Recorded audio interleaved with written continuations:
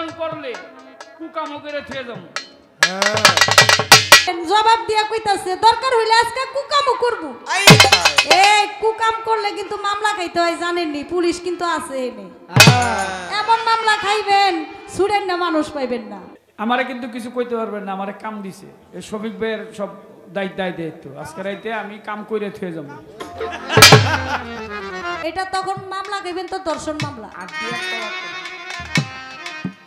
ওইটার মধ্যে কোনো প্রেম নাই, ভালোবাসা নাই, আর ওইটার মধ্যে ওইটা করতে গেলে খালি মামলা খাইতে হইব। এটা কইয়া দিলাম, খালি কুকাম করলেই হইব না, সুকামে থাকেন।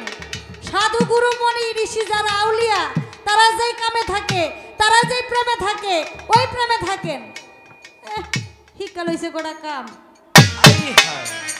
দেখেন না চেহারাটা নূর করতেছে কাম করতে করতে।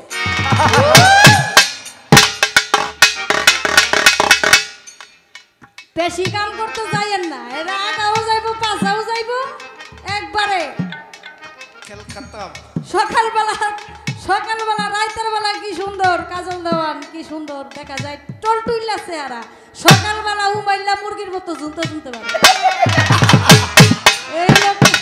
এই লোক কামের নমুনা। বেশি কাম করতে যাইয়েন না, এলে একবারে পয়লা শেষ।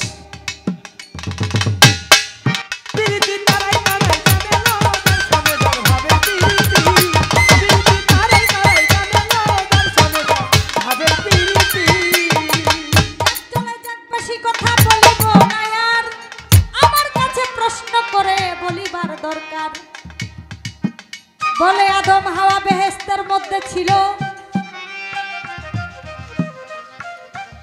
গন্ধম খেয়েছিল আদম,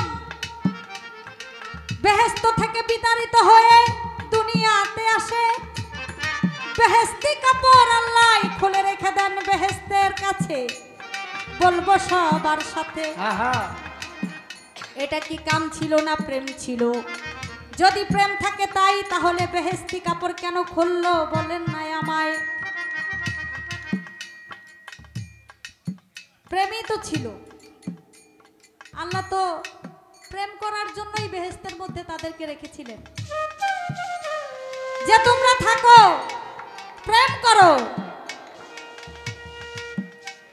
ভালোবাসা করো, কিন্তু ওই গন্ধম গাছের নিচে যাইও না। সেখানে এটা তো অনেক বড় হিস্টোরি, আপনারা সবাই জানেন।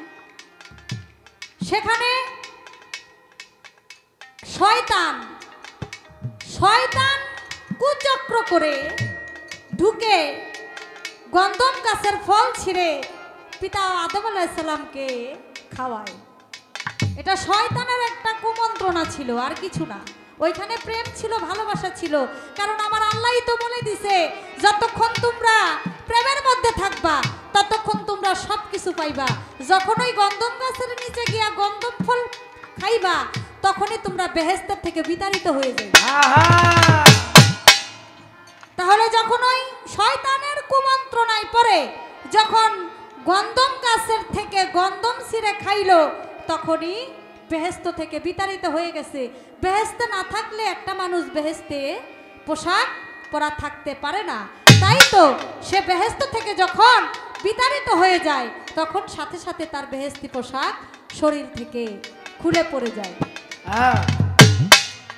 ওটা প্রেমেই ছিল, কিন্তু কুমন্ত্রণা করছে শয়তান।